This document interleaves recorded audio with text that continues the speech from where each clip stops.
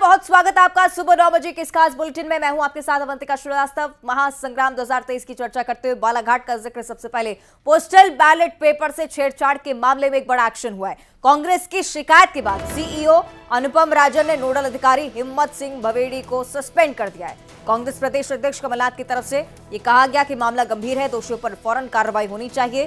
कांग्रेस ने सवाल खड़े किए थे, तमाम सोशल मीडिया प्लेटफॉर्म्स पर वीडियो वायरल हो रही थी और उसके बाद ये कड़ा एक्शन चुनाव आयोग की तरफ से कांग्रेस के उठाए गए सवालों के जवाब में दोषियों पर कार्रवाई का सिलसिला अब चल पड़ा है। सीईओ ने नोडल अधिकारी को सस्पेंड कर दिया है।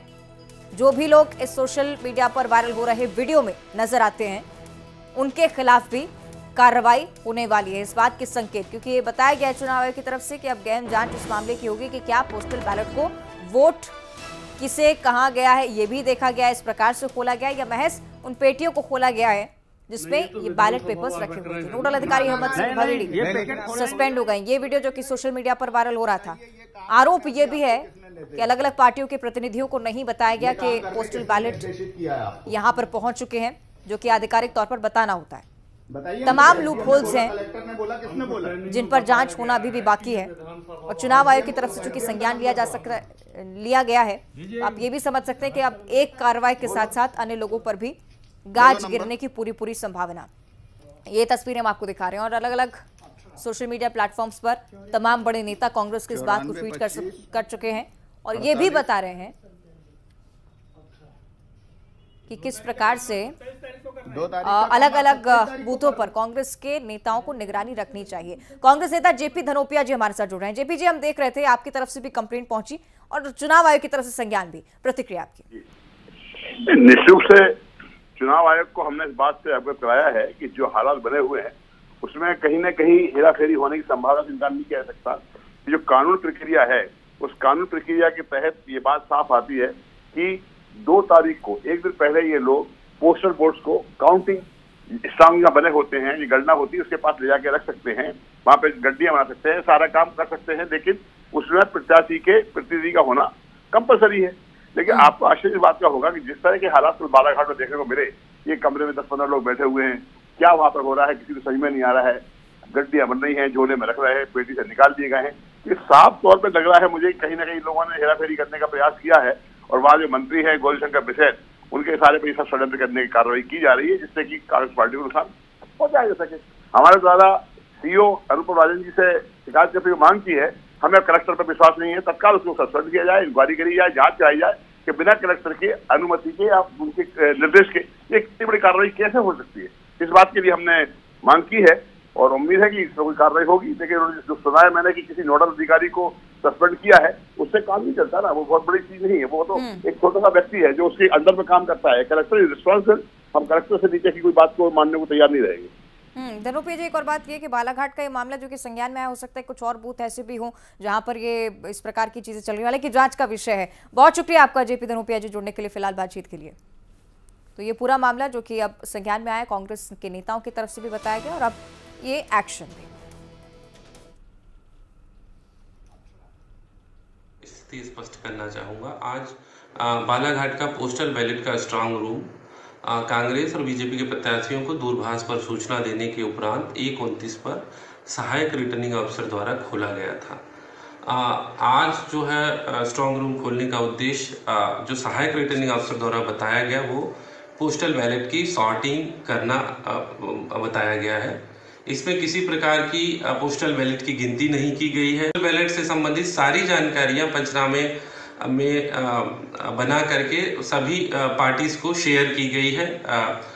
सभी ने इसकी जानकारी ली है। ये बताना चाहूँगा कि इस पूरी कार्रवाई में स्ट्रांग रूम खोलने से लेकर के स्ट्रांग रूम सील होने तक निराला सिंह बघेल, कृष्ण गोपाल बिसेन ये कांग्रेस पार्टी की तरफ से उपस्थित रहे तथा भारतीय जनता पार्टी की तरफ से भी निर्वाचन अभिकर्ता और प्रतिनिधि उपस्थित रहे हैं।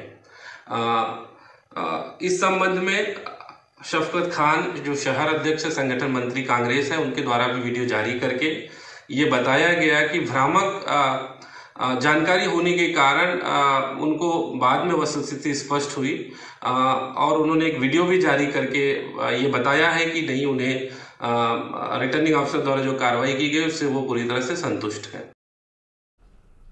और अब छत्तीसगढ़ का रुख कर लेते हैं। जांजगीर चांपा में काउंटिंग से पहले उप मुख्य निर्वाचन पदाधिकारी ने स्ट्रांग रूम का निरीक्षण किया। इस दौरान उन्होंने मतगणना की तैयारियों का जायजा लिया। साथ ही साथ स्ट्रांग रूम में लगे सीसीटीवी फुटेज को भी देखा है।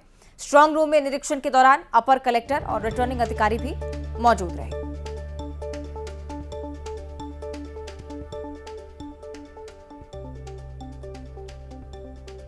जांजगीर चांपा की तस्वीरें हम आपको दिखा रहे हैं। निरीक्षण के दौरान एडिशनल एसपी भी मौजूद रहे। तमाम बड़े प्रतिनिधि और अधिकारी यहां पर स्थितियों का जायजा लेने पहुंचे थे। और अगली बड़ी खबर बलरामपुर से, जहां 18 हाथियों का दल गांव के करीब जा पहुंचा है। दल के एक हाथी ने गांव में पहुंचकर उत्पात मचाना शुरू कर दिया है। हाथी ने फसलों को तहस नहस कर डाला। कोठी गांव में हाथी के पहुंचने से लोगों में दहशत का माहौल है। बलरामपुर का ये किस्सा हम आपको बता रहे हैं, जहां पर लगातार हाथियों की आमद होती रहती है और उसी के चलते वन विभाग को भी सतर्क रहने की जरूरत जान पड़ती है। लेकिन इसके बावजूद यहां पर कोई खास एक्शन नहीं। तस्वीरें आप देखिए, हाथियों का दल यहां पर पहुंचा और दल से बिछड़े एक हाथी जो कि रहवासी क्षेत्रों में पहुंचकर जमकर उत्पात मचा रहा है, लोगों के घरों तक जा पहुंचा है। और आप समझ सकते हैं कि किस प्रकार का संकट यहां के लोगों को देखना पड़ रहा होगा, झेलना पड़ रहा होगा। लगातार वन विभाग ये अपील करता हुआ कि लोग हाथी से दूरी बनाए रखें, लेकिन दूसरी तरफ ये तस्वीरें चिंता बढ़ाती हैं। और सूरजपुर के हालात भी कुछ अलग नहीं है। यहां पर भी हाथियों का उत्पात लगातार चल रहा है। 20 हाथियों का दल प्रतापपुर वन परिक्षेत्र पहुंच गया। हाथियों ने फसलों को नुकसान पहुंचाया। ग्रामीणों ने हाथियों को जंगल की ओर खदेड़ने की पूरी कोशिश की। वन विभाग दूसरी तरफ ग्रामीणों को अलर्ट भी कर रहा है कि हाथियों के करीब ना जाए। लेकिन दूसरी तरफ रहवासी क्षेत्रों में जब हाथी पहुंचते हैं, ना सिर्फ घर का नुकसान, ना सिर्फ फसलों का नुकसान, बल्कि जान का संकट खड़ा हो जाता है। सूरजपुर में मौजूदा हालात यही है कि ग्रामीण लगातार डरे हुए हैं। ये तस्वीरें जो सूरजपुर से सामने आई हैं, हाथियों का उत्पात थमने का नाम नहीं ले रहा। ग्रामीण अपने स्तर पर ये बीड़ा उठाए हुए हैं कि रहवासी क्षेत्रों से उन्हें अलग रखा जा सके। वन विभाग यहां से भी नदारद। बिलासपुर शहर का जिक्र करेंगे, जहां से चौंकाने वाले आंकड़े सामने आए। एक दिन में ट्रैफिक रूल्स तोड़ने के 1,23,025 मामले। आंकड़े इंटेलिजेंस ट्रैफिक मैनेजमेंट के सीसीटीवी कैमरे से मिले हैं। 70% हेलमेट नहीं पहनने के हैं। ई चालान काटे गए, लेकिन ये नियम तोड़ने वाले वाहन चालकों के मोबाइल तक पहुंच नहीं पा रहे। इससे 159 करोड़ का ITMS प्रोजेक्ट फेल साबित होता हुआ नजर आया है। खासतौर पर न्यायधानी बिलासपुर का जब जिक्र होता है तो आप ये देखते हैं कि राजधानी रायपुर के बाद बिलासपुर ऐसा शहर जो प्रमुखता से अपना स्तर दिखाता है छत्तीसगढ़ में, लेकिन इसके बावजूद यहां पर जो इंस्टॉलेशन हुआ है ITMS प्रोजेक्ट का, वो फेल साबित होता हुआ, क्योंकि जितने भी चालान या ई चालान खासतौर पर कहें जो काटे गए, वो लोगों तक पहुंच नहीं पा रहे हैं। ये एक बड़ी समस्या है और उसी के चलते चालान की वसूली भी नहीं। और ये आंकड़े जो कि लगातार चौंका रहे हैं, 1 लाख से ज्यादा ऐसे मामले जो कि यातायात उल्लंघन के हैं। सीधे हमारे सहयोगी उमेश मौर्य के पास आपको लिए चलेंगे। क्या परेशानी आ रही है तकनीकी रूप से, उमेश ये बताइएगा, और आंकड़ों में इतना इजाफा क्यों, ये स्थिति भी? देखिए, छत्तीसगढ़ का दूसरा सबसे बड़ा शहर बिलासपुर है और यहाँ पर यातायात व्यवस्था को लेकर लगातार ट्रैफिक नियमों को फॉलो कराने के लिए अभियान चलाया जाता है। लेकिन ऐसी स्थिति यहाँ पर इसलिए दिखाई नहीं दे रही है कि जो आंकड़े निकल कर आए हैं 1,23,000, ये 26 नवंबर के हैं, रविवार के दिन के ये आंकड़े हैं और ITMS ने इसे जारी किया है। और इसमें लगभग 1,23,000 जो 1,23,000 जो लोग हैं वो नियमों को उल्लंघन करते हुए CCTV कैमरे में कैद हुए हैं, जिसमें अगर मैं कहूँ रेड लाइट के वायलेंस को तोड़ने वाले 15% हैं, इसके साथ ही स्टॉप लाइन रूल्स को तोड़ने वाले 6% हैं, बिना हेलमेट के 70% जो लोग हैं उन पर उनको ये कैमरे ट्रैक किया है। तो कहीं ना कहीं ये कहा जा सकता है कि नियमों का खुला उल्लंघन किया जा रहा है। अब अगर हम बात करें 159 करोड़ की योजना का आखिर ये हसर क्यों, तो इसकी मुख्य वजह ये निकलकर सामने आ रही है कि जो राष्ट्रीय सूचना केंद्र नई दिल्ली है वहां से एक्सेस नहीं हो पाया, जिसकी वजह से यहां पर चालान जनरेट नहीं हो पा रहा है लोगों के मोबाइल पर। वो जो जनरेट होना चाहिए, जो चालान काटे जा रहे हैं वो नहीं पहुंच पा रहे, जिसकी वजह से सीधे तौर पर यहां पर नियमों के उल्लंघन करते हुए जो लोग हैं वो नजर आ रहे हैं। जब तक कि कड़ाई से पालन नहीं किया जाएगा, जब तक कि उनके मोबाइल पर जो चालान है वो नहीं भेजा जाएगा, तब तक के नियमों को ताक पर रखकर ये इसी तरीके से ट्रैफिक का उल्लंघन करते हुए नजर आएंगे। एक चौंका देने वाला आंकड़ा निकलकर सामने आया। हालांकि एसपी संतोष कुमार सिंह ने इसको लेकर नई दिल्ली जो राष्ट्रीय सूचना केंद्र है वहां पर पत्र लिखा है, ताकि तत्काल वहां से को भी दर्शाता है कि यहाँ के नागरिक आखिर कितने जिम्मेदार हैं, अपनी जान की परवाह उन्हें कितनी है।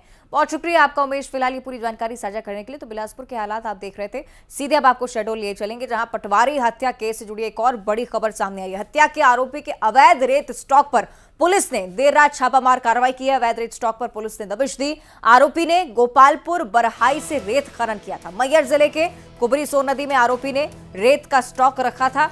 शहडोल पुलिस ने दबिश देकर 8 डंपर रेत जब्त कर ली है।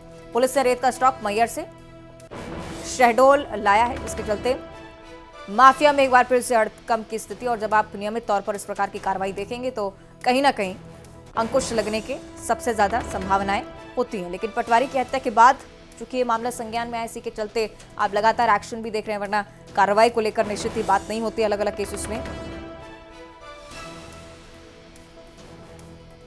दबिश देकर 8 डंपर रेत जब्त कर ली गई है। पटवारी हत्या केस से जुड़ा हुआ ये बड़ा अपडेट, देर रात की तस्वीरें कार्रवाई से जुड़ी हुई आपको हम लगातार दिखा रहे हैं। शहडोल आपको लिए चलेंगे सहयोगी सौरभ पांडे के पास। सौरभ, बताइएगा, एक तरफ से हड़कंप की स्थिति माफिया में मुझे लगता है इस कार्रवाई के चलते, और क्या तह तक पहुंचने की कोशिश हो रही है, कनेक्शंस खंगालने की कोशिश?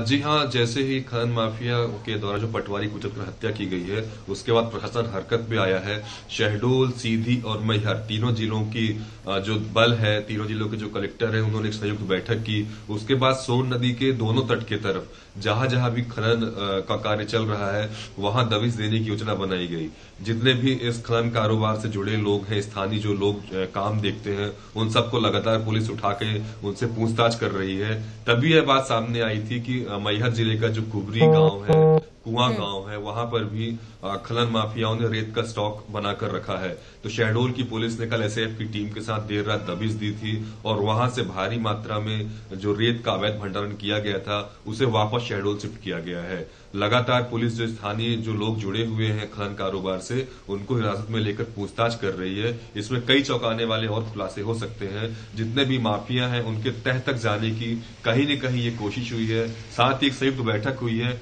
उस बैठक में मुद्दा भी छाया रहा है कि जो दूसरे विभाग हैं या दूसरे जो दल है, चाहे वन विभाग हो या दूसरे जिले की पुलिस हो या खनिज अमला हो, वो कहीं न कहीं अवैध खनन के कार्य में एक दूसरे का परस्पर सहयोग नहीं करते हैं, जिसका पूरा फायदा खनन माफिया उठाते हैं और उसका अंजाम किसी की मौत या मारपीट तक निकलकर सामने आती है। चलिए, अच्छी बात यह है कि कम से कम कार्रवाई यहाँ पर शुरू हुई। बहुत शुक्रिया आपका सौरभ, फिलहाल जानकारी साझा करने के लिए। आगे बढ़ते हैं, बात करेंगे दमोह जिले की, जहां हाईवे पर एक बड़ा हादसा हो गया। दमोह जबलपुर स्टेट हाईवे, जहां हादसे को लेकर सूचना, महिला श्रद्धालुओं से भरी ट्रैक्टर ट्रॉली पलट गई। हादसे में 65 साल की महिला और 19 साल की युवती की जान जा चुकी है। सड़क हादसे में 20 अन्य लोग घायल हैं, 2 को जबलपुर रेफर करना पड़ा। 18 यात्रियों का तेंदुखेड़ा अस्पताल में फिलहाल इलाज चल रहा है। आपको बताएं कि दमोह के पास ही हादसे को लेकर यह सूचना, माघ पूर्णिमा पर बरमान घाट से स्नान कर श्रद्धालु लौट रहे थे और उसी दौरान दुर्घटना का शिकार हुआ उनका वाहन। देर रात की पूरी घटना बताई जा रही है। हाईवे पर यह बड़ी दुर्घटना, महिला श्रद्धालुओं से ट्रैक्टर ट्रॉली भरी हुई थी, जो कि नियमों के विरुद्ध भी होता है, लेकिन अक्सर इस प्रकार के खबरों के बावजूद लोग सतर्क नहीं होते। कुछ कुलुआ गांव के लोग थे, नर्मदा नहाने के लिए, स्नान के लिए परोल में गए थे, जो वहां से लौटते समय ग्राम पांजी के पास गाड़ी अनियंत्रित होकर चालक ने गिरा दी, जिससे 22 लोगों को चोटें आई हैं, जिसमें 2 लोगों की मृत्यु हो गई है, जिनके नाम है रोशनी 19 साल और पार्वती, और 2 लोगों को रेफर कर दिया गया है जबलपुर। ये आशीष हमें और ज्यादा जानकारी देंगे। आशीष, किन परिस्थितियों में दुर्घटना घटी है और घायलों की हालत फिलहाल कैसी? निश्चित रूप में मैं आपको बताना चाहूंगा कि बरमान घाट है नरसिंहपुर जिले में, वहां पर नर्मदा नदी के किनारे पर जो कार्तिक पूर्णिमा के अवसर पर जो महिलाएं विशेष रूप से जो श्रद्धालु हैं वहां पर गई हुई थी और ट्रैक्टर ट्रॉली से, ये बड़ी ही समस्या है कि बुंदेलखंड के क्षेत्र में ट्रैक्टर ट्रॉली से कई यात्री सवार होकर के सफर करते हैं, जिसमें श्रद्धालु अमूमन संख्या में होते हैं। इसमें बड़ी संख्या में करीब 22 लोग इस ट्रैक्टर ट्रॉली में सवार थे, वहां से लौट रहे थे, क्योंकि शाम के वक्त वहां पर पहुंचे थे स्नान आदि करने के पश्चात। जब रात को 3 बजे के लगभग लौट रहे थे, उसी वक्त ये हादसा हुआ है। इसमें 2 लोगों की मौत हुई है, 2 को जबलपुर रेफर किया गया और 18 लोगों का इलाज तेंदुखेड़ा के अस्पताल में चल रहा है। हालांकि उनकी स्थिति ठीक है बताई जा रही है। लेकिन मैं आपको बता दूं कि इस तरह से जो मालवाहक ट्रैक्टर है या जिसमें कृषि कार्य का काम किया जाना जिस ट्रैक्टर में चाहिए, उसको सवारी वाहन के रूप में उपयोग किया जाता है। और निश्चित ही रात के जब 3 बजे के लगभग जब ये आ रहा था, तब अंधेरे होने की वजह से अनियंत्रित होकर ये ट्रैक्टर ट्रॉली पलट गई। दुर्घटना। आशीष, बहुत शुक्रिया आपका जानकारी के लिए। 41 जिंदगी, 16 दिन, जिंदगी और मौत के बीच 12 मीटर का फासला। जब सब हार गए तब पीएम मोदी और उनकी टीम ने कमान संभाली। मोदी के टॉप ऑफिसर्स उत्तरकाशी पहुंचे, हर संभव मदद का भरोसा दिया गया, मजदूरों को बचाया जा सके इसके लिए अभियान शुरू हुआ। और इसी में से एक है रेड माइनर की टीम। 6 तस्वीरें आपके सामने, इन 6 तस्वीरों के जरिए 6 उन प्लान्स को हम आपके सामने रख रहे हैं जिन पर काम लगातार चल रहा है। वर्टिकल ड्रिलिंग, मैनुअल ड्रिलिंग, यानी कि कुल 6 एंगल से कोशिशें चल रही हैं ताकि ऑपरेशन जिंदगी को सक्सेसफुल बनाया जा सके।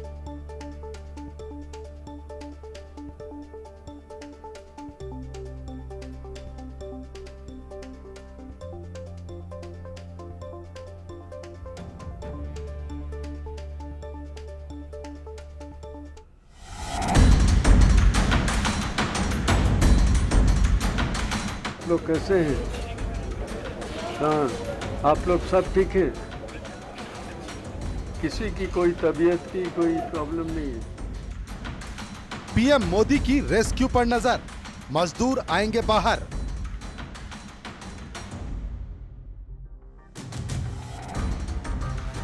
मोदी के टॉप अफसर ने संभाल लिया मोर्चा, अब रेस्क्यू को मिलेगी नई रफ्तार। मैं पीके मिश्रा बोल रहा हूँ, आप कौन बोल रहे हैं? नमस्कार, क्या कौन बोल रहे हैं? अच्छा, कवर नहीं। आप लोग कैसे हैं? 41 जिंदगी, 16वां दिन और एक्शन में पीएमओ। पीएम मोदी के प्रमुख खुद आज ग्राउंड जीरो पर नजर आए। उनके साथ में थे केंद्रीय मंत्री वीके सिंह और उत्तराखंड के मुख्य सचिव एसएस संधू।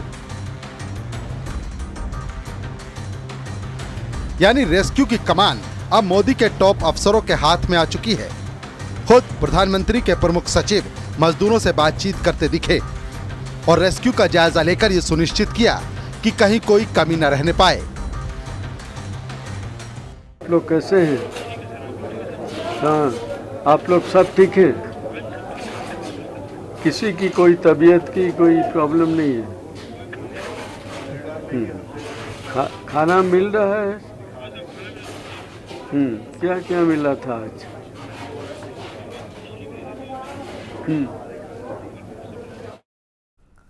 और अब देखिए खबरें तेज अंदाज में। दमोह जबलपुर स्टेट